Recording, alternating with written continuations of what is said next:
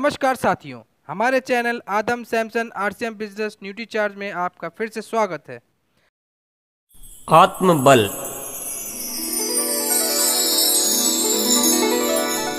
हर आत्मा में अक्षुण्ण बल है। इस बल का सदुपयोग हो जाए तो हर मनुष्य कमाल कर सकता है। वह अपने ही नहीं दूसरों के जीवन को भी धन्य कर सकता है। वह बहुत कुछ सृजन कर सकता है। हर आत्मा की अलग अलग विशेषताएं हैं, सबका अलग अलग स्वभाव है, सबकी अलग अलग सृजनात्मकता है। सबके लिए कोई एक मार्ग निर्धारित नहीं किया जा सकता। कोई दूसरा किसी के बारे में पूरी तरह जान भी नहीं सकता। किसी और के लिए अपनी कोई राय बनाने में पूर्ण सत्यता हो ही नहीं सकती। इसी तरह अपने लिए पूर्ण ज्ञान बाहर कहीं से मिल ही नहीं सकता। वह तो अपने भीतर ही खोजना होगा। एक गुरु 100 शिष्यों को लगातार 10 साल तक एक ही तरह की शिक्षा देता है, लेकिन शिक्षा लेने के पश्चात सब में कुछ न कुछ भेद होगा। सबका कर्म करने का, सोचने का, सृजन करने का तरीका अलग अलग होगा। कोई भी दो हूबहू एक तरह के नहीं हो सकते। बाहर से कितना भी ज्ञान ले लो, लेकिन साथ में आत्मशक्ति का ज्ञान भी करना होगा। वहाँ दूसरों पर निर्भर मत रहो। दूसरे वह मार्ग बता देंगे जो आपके अनुकूल नहीं है। आपकी शक्ति किसी और तरफ प्रवाह कर रही है और आप किसी और के कहने से दूसरी तरफ जाने का प्रयास करेंगे तो क्या स्थिति होगी आप समझ सकते हैं। लेकिन हमें दूसरों पर भरोसा ज़्यादा और अपने आप पर भरोसा कम है। बात ये नहीं है कि दूसरे जो बात कर रहे हैं वह गलत है। वह सत्य भी हो सकती है, परम सत्य भी हो सकती है, बड़ी ही मूल्यवान हो सकती है, आपके लिए बड़ी उपयोगी हो सकती है। लेकिन वह कितनी ही मूल्यवान बात हो, उसमें एक अधूरापन रहेगा ही। यहाँ कहने का ये भाव भी नहीं है कि आप दुनिया में किसी को भी सुनना छोड़ दो। ये आपके ऊपर है कि आप किसे सुनना पसंद करते हैं, कौन आपको ज़्यादा प्रभावित करता है। यहाँ कहने के पीछे भाव यह है कि आप लाख बार से ज्ञान अर्जित कर लो, जब तक अपनी आत्मशक्ति का ज्ञान नहीं करोगे तब तक बात अधूरी ही रहेगी। हर इंसान के भीतर एक बहुत विशाल जगत है। बहुत सारी ऊर्जाएं हैं जिनमें लगातार प्रवाहित होने की प्रवृत्ति है। उनको रोकना असंभव है। यदि आप उनको सही मार्ग नहीं दे पाए तो वे या तो कुंठित होकर आपको मानसिक रुग्णावस्था में डाल देगी या विध्वंसात्मक बन जाएंगी। ऊर्जा हमेशा सृजन करना चाहती है, पर जब सृजन का अवसर नहीं मिलता है तो वह विध्वंस की ओर बहने लगती है। कई ऐसे मनुष्य होते हैं जिनमें ऊर्जा का वेग बड़ा ही प्रबल होता है। वह ऊर्जा ऐसा कुछ करना चाहती है जिसे सारा संसार जाने। उस ऊर्जा का यदि सही उपयोग हो जाए तो इस संसार के लिए बड़ा ही सुंदर कार्य हो सकता है, और यदि इसका सही उपयोग नहीं हो पाया तो वह इंसान या तो पागल हो सकता है या कोई विनाश कर सकता है। किसमें कितनी ऊर्जा है, वह क्या करना चाहती है, किस प्रकार उसको बेहतर दिशा दी जा सकती है, इसके बारे में जितना दूसरों पर निर्भर रहोगे उतना ही ज़्यादा गुमराह होगे। दूसरा कितना भी अच्छा हो, कितना ही अनुभवी हो, आपके अंतर को वह नहीं पढ़ सकता। ये यात्रा तो स्वयं को ही करनी होगी। दूसरा आपको जगा सकता है, बता नहीं सकता। जिन लोगों ने इस बात को समझ लिया है वे किसी के पिछलग्गू नहीं बनते। वे आत्मशक्ति को स्वयं पहचानते हैं। वे अपनी आत्मा की आवाज़ को बड़े ध्यान से सुनते हैं। वे दूसरों की बातों में आकर भयग्रस्त नहीं होते हैं, अपनी आत्मा की आवाज़ को दबाते नहीं हैं। स्वयं पर अपने विश्वास को कमज़ोर नहीं करते हैं। वे आंखें बंद करके नकल नहीं करते, बल्कि अपना कुछ अलग करने का जज्बा रखते हैं। इसीलिए ये देखने में आता है कि सृजन करने वालों का सबका अपना अपना तरीका होता है। मानव जीवन पूर्णता लिए हुए है। ये बहुत मूल्यवान उपलब्धि है। ये परमात्मा की एक बहुत विलक्षण और पवित्र कृति है। ये आनंद का सागर है। इससे बेहतर इस ब्रह्मांड में कुछ भी नहीं। लेकिन पता नहीं क्यों दृष्टि को दूषित किया जा रहा है। हमें बार बार ये समझाया जा रहा है कि हम नीच, पापी और निर्बल हैं। हमें मांगना सिखा सिखा कर भिखारी बना दिया गया है। हमारी आत्मशक्ति को भुलाने का पूरा इंतजाम कर दिया गया है। आश्चर्य की बात तो यह है कि जो जितना ज़्यादा तथाकथित धर्म का पालन कर रहा है वह उतना ही ज़्यादा अंदर से कमज़ोर होता जा रहा है। उसको पूरा दिग्भ्रमित कर दिया जाता है और डरा दिया जाता है कि जरा सा भी इस लाइन से बाहर जाओगे तो पाप के भागीदार बन जाओगे। और वह इंसान इस पाप के डर से अपनी सारी शक्तियों को भूलकर लकीर का फकीर बन जाता है। सबके सोचने, समझने और आत्मनिरीक्षण की क्षमता को शिथिल कर दिया गया है। क्या हम रोज रोज अपने आप को पतित कहकर परमात्मा द्वारा दिए गए इस अनमोल जीवन का अपमान नहीं कर रहे हैं? क्या हम अपने आप को पतित कहकर इस जीवन में कुछ श्रेष्ठ कर पाएंगे? क्या हम रोज रोज परमात्मा से कुछ मांगकर जो हमें मौलिक रूप से मिला है उसको भूलते नहीं जा रहे हैं? कुछ सवाल करो अपने आप से और ईमानदारी से उनके जवाब ढूंढो, सारी बात समझ में आ जाएगी। अपने आप को पतित समझना सबसे गिरी हुई बात है। जैसा हम अपने बारे में सोचेंगे वैसे ही हम बनते जाएंगे। हमारे भीतर ये बात बहुत गहरे में बैठ गई है कि हम कमज़ोर हैं, इसीलिए हम सहारा खोजते रहते हैं। हम सोचते हैं कि किसी का सहारा मिल जाए तो शायद मैं अपने जीवन में कुछ कर सकूं।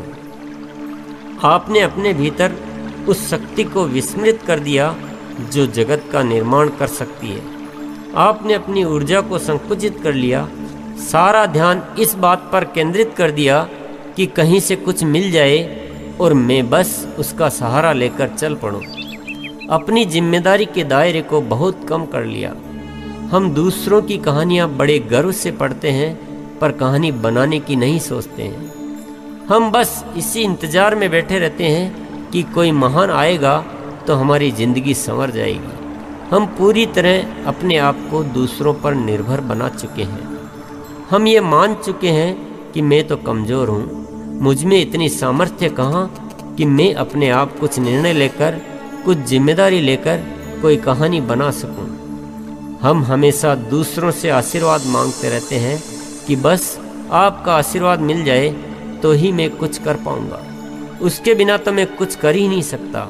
ये शब्द सुनने में बड़े अच्छे लगते हैं पर ये इंसान को कमज़ोर बनाते हैं। ये उसकी दूसरों पर निर्भरता को बढ़ाते हैं। ये बात मन में बैठ जाती है तो इंसान हर असफलता में यही सोचता रहता है कि मुझे पूरा आशीर्वाद नहीं मिला, मुझे अभी और किसी का आशीर्वाद लेना है तब ही मैं सफल हो पाऊंगा।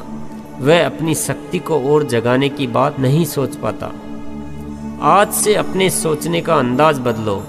जो भी जीवन में मिला है उसका बस धन्यवाद दो और ये सोचो बस अब तो मुझे इतना मिल गया है, अब आत्मशक्ति द्वारा सफल होकर ही रहूँगा। अब मैं दुनिया से रास्ता जानने वाला नहीं, रास्ता दिखाने वाला बनूंगा।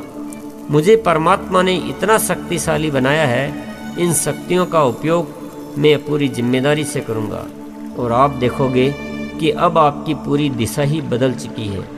आपके विचारों में ऊर्जा आ गई है, नित्य नया सृजन दिखाई देने लगा है।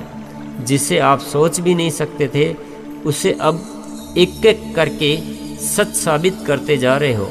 बस किसी अहंकार में मत पड़ना, परमात्मा से कुछ मांगना मत, पर परमात्मा को धन्यवाद देते रहना।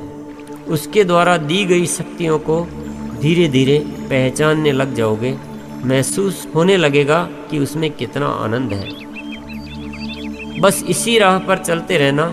जीवन से दूसरों पर निर्भरता घटती जाएगी और आत्मबल बढ़ता जाएगा।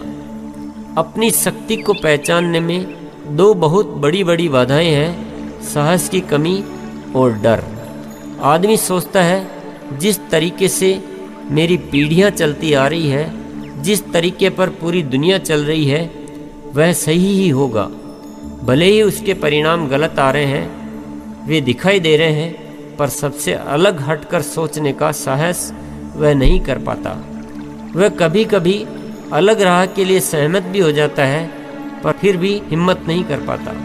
एक मान्यता बन गई है कि जिस काम को भीड़ कर रही है वह सही ही होगा, लेकिन सच यह है कि जिसे भीड़ कर रही है वह सही ही हो, ये जरूरी नहीं। दूसरा है पाप पुण्य का डर।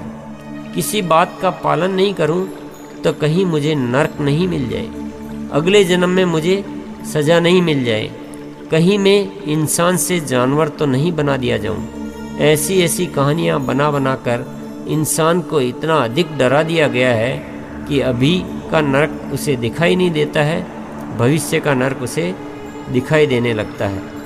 ये बात किसी को समझ में नहीं आती कि डर से बड़ा कोई नरक नहीं है। सिर्फ इस वजह से किसी भी लकीर को पकड़ लेना कि यह कहने से स्वर्ग मिलता है और यह करने से नरक मिलता है, हम अपने साथ कितना बड़ा खिलवाड़ कर रहे हैं। किसने दिए ये पैमाने? किसी ने कुछ भी कहानी बना दी और बड़े आश्चर्य की बात है कि पूरी दुनिया उसके पीछे लग जाती है। परमात्मा ने हमें इतना सुंदर जीवन स्वर्ग दिया है, वह दिखाई नहीं देता है। हम अपने ही कृत्यों से इस दुनिया को नरक में तब्दील करते जा रहे हैं, वह हमें दिखाई नहीं देता है। ये सिर्फ हम करते जा रहे हैं एकमात्र डर की वजह से। हम इतने ज़्यादा डर चुके हैं कि कोई भी हमें आसानी से डरा देता है, कोई भी कहानी हमारे ऊपर थोप देता है और हम उसके बड़े भक्त हो जाते हैं। कोई थोड़ी अच्छी कहानी बना लेता है तो हमारे लिए वह भगवान हो जाता है। फिर किसकी हिम्मत जो उसकी बात नहीं माने? बात नहीं माने तो नरक का भागीदार बनता है। डर के भी दो प्रकार हैं, एक कुछ अनिष्ट होने का डर या कुछ खोने का डर। दूसरा डर है कुछ मिलने का लालच। मैं ये करूँगा तो इतना फल मिलेगा, इस जन्म में इतना फल मिलेगा या अगले जन्म में इतना फल मिलेगा, नहीं करने पर ये सब छूट जाएगा। यह भी एक प्रकार का डर ही है। हमें कितना हिसाबी बना दिया गया है। धर्म में भी सौदेबाजी, इस हाथ दे और उस हाथ ले। ये कोई धर्म है?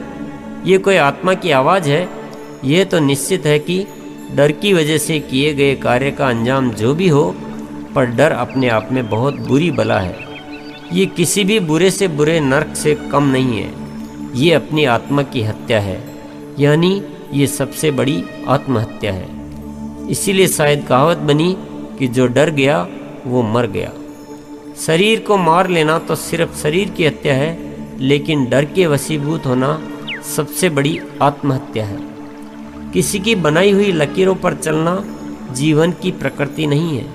यदि किसी की बनाई हुई लकीरों पर चलने का प्रयास करोगे तो हमेशा भ्रांत अवस्था में रहोगे। जीवन निज की यात्रा है। अपनी आत्मा की आवाज़ को पहचानना सीखो और अपने मार्ग की स्वयं खोज करो। डरा हुआ इंसान हमेशा दुविधा में रहता है। जब उसे सत्य का पता लगता है तो वह कुछ अपनी आत्मशक्ति से निर्णय लेने के लिए सोचता है। जैसे ही वह सोचना शुरू करता है, डर उसमें व्यवधान पैदा करता है, अपनी ओर से कुछ करने की हिम्मत को पस्त कर देता है। वह कुछ निर्णय ही नहीं कर पाता और बड़ी दुविधा में पड़ा रहता है। दुविधा जीवन के लिए सबसे बड़ा अभिशाप है। दुविधा में रहने वालों जैसी बुरी दशा आप किसी की न पाएंगे। जिस प्रकार जो पत्थर बिल्कुल दाग रहित होता है वही हीरा कहलाता है। जरा सा भी दाग जो कि नंगी आंखों से भी दिखता न हो तो भी हीरे की कीमत को कम कर देता है। उसी प्रकार डर का जरा सा भी अंश आत्मशक्ति को कमज़ोर कर देता है। बहुत पुरुषार्थ के बाद, बहुत जीवन गुजारने के बाद हम निर्णय लेने लायक बन पाते हैं, लेकिन छोटा सा भी डर उस शक्ति को शून्य कर देता है। इसीलिए जीवन में कुछ पाना है तो अपनी आत्मा को सच्चा हीरा बनाओ। डर का हल्का सा भी अंश उसमें न आ पाए, तब आप देख पाओगे कि आपके भीतर ही कितनी बड़ी शक्ति का भंडार भरा पड़ा है। डर में यह हिसाब मत लगाना कि किससे डरना चाहिए और किससे नहीं डरना चाहिए। सीधी सी बात है, डर की वजह कोई भी हो, डर की वजह से किया गया हर कार्य गलत है। चाहे वह नरक का डर हो, पाप का डर हो, गुरु का डर हो या अपमान का डर हो। इस डर से कुछ करना कि नहीं करूँगा तो पाप लग जाएगा, ये सोच ही गलत है। वही काम आपकी आत्मा की आवाज़ से, भीतरी इच्छा से हो तो वह पुण्य है। किसी को इसलिए नमस्कार करना कि नहीं करूँगा तो नाराज़ हो जाएगा, क्या इसमें कोई आनंद है? जब कोई सामने आए और भीतर के भाव नमस्कार करने के लिए उमड़ पड़े, आनंद तो उसमें है। एक बार डर के पिंजरे से बाहर तो आकर देखो, फिर अपने कृत्यों का ईमानदारी से निरीक्षण करो, फिर अपने विचारों का निरीक्षण करो, तुरंत सही और गलत का भान हो जाएगा। आत्मशक्ति पूर्ण जागृत हो जाएगी। बस हमारी खोज होनी चाहिए। यदि हमारी खोज ही नहीं है तो स्वतः कुछ भी नहीं हो सकता। यदि विश्वास नहीं होता है तो ये देख लो कि आज तक जिन लोगों को हम अपने जीवन में महापुरुषों के रूप में जानते हैं, क्या उनमें से ऐसा कोई है जिसने डर के वशीभूत होकर या किसी लकीर का फकीर होकर अपना जीवन जिया है? हम उन्हें महापुरुष सिर्फ इसलिए मानते हैं क्योंकि उन्होंने निडर होकर अपने आत्मबल को प्रबल रूप में प्रकट होने दिया। उन्होंने अपने आप को बंधन में नहीं बांधा, उन्होंने अपना अलग रास्ता बनाया।